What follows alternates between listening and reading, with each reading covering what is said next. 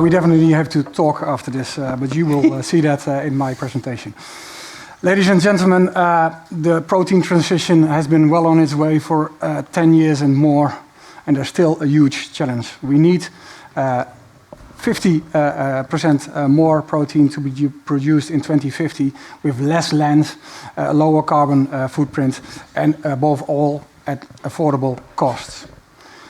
Is that a problem? Not if you look down, because it's grown already on most of our fields. My name is Riek Smook, and I'm the CEO of Grassa, and we unlock the full potential of grass. And there is a lot of potential to grass. Grass is by far the largest crop on earth. It's bigger than soy, wheat, and rice together. And it produces more protein, for instance, than fava beans, which is considered a protein crop. And it has a problem-solving capacity for the current user, which is the cow, and the future user, and that's us. Because we have developed a process that we extract proteins from grass. And it's not going to be green or grassy tasting. Together with Michael, we're going to solve that. But it has a neutral color and a neutral taste.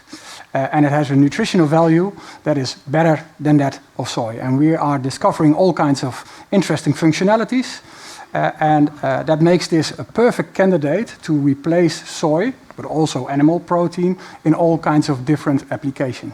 And you know what? What is the biggest difference? It's the price.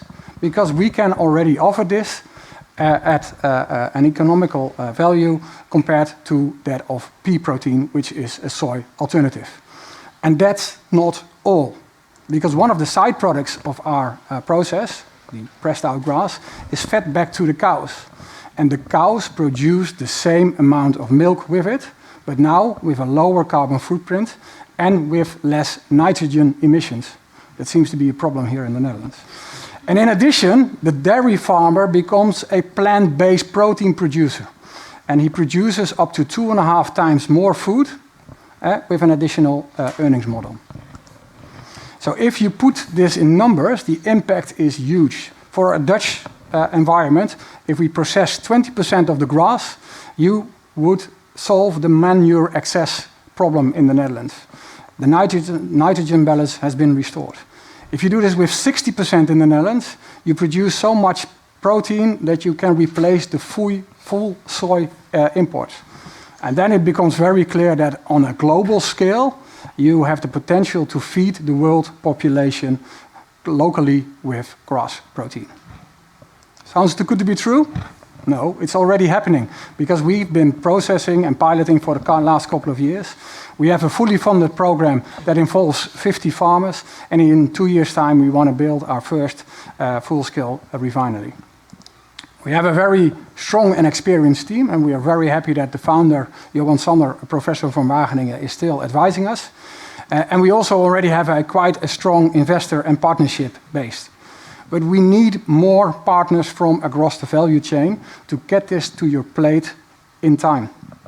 So if you are a food processor or an ingredient producer or a distributor or an impact investor, please don't let the grass grow under your feet, but help us in unlocking its full potential together. Thank you.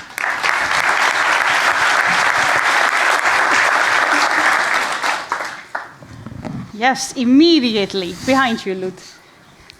Mauricio. Hello. One question is what variety you're using, and also I think you should take it to the tropics and use it for regenerating degraded soils. Yeah, fully agree. Fully agree. The first question I didn't quite catch. What was it? Like what you're using Poaceae, but what variety you're using? Type of grass. What type of grass? The great thing is, and that's why we also need to go to the tropics, is it doesn't really matter what leaf source you use. The protein that you extract from any leaves is the same. It has all to do with chlorophylls.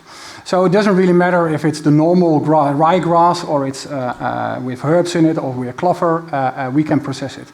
And we use grass because it's the best crop, it's the largest crop, but also because we solve quite a number of issues for the current user on it. Yes, in the middle. Thomas. Thank you for that. How does this work in terms of regulatory approval for the ingredient? That's the dreaded question. Yes, we do need novel food for this. So we're concentrating the proteins from larger batches. It has been done on leaf sources already before, not being grass, but for instance duckweed and also the sugar beet leaves. And that's where we add on to this process. But yes, we need a novel food for this. For the food side of it, but for the feed side of it, it can already be used. Thank you for your presentation. Can you elaborate a little bit more on the logistic challenges that you are faced with? Yeah, because that's the other thing, and you're absolutely right. We're moving a lot of water here, and this is also the reason why we go on grass, is because basically all the logistics on harvesting the grass, it's already there. It's been done by the farmers right now, and we break into their normal process of ensiling the grass.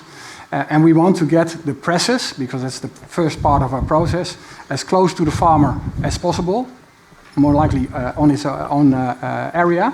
And then we transport the juice to a central refinery. And that central refinery looks a lot like a milk facility as well. There we refine the grass used into these products. So it's linked very much to the current process that the farmer already has. Okay, one more short question there in the back. Thanks for the presentation, Reeks. Great one.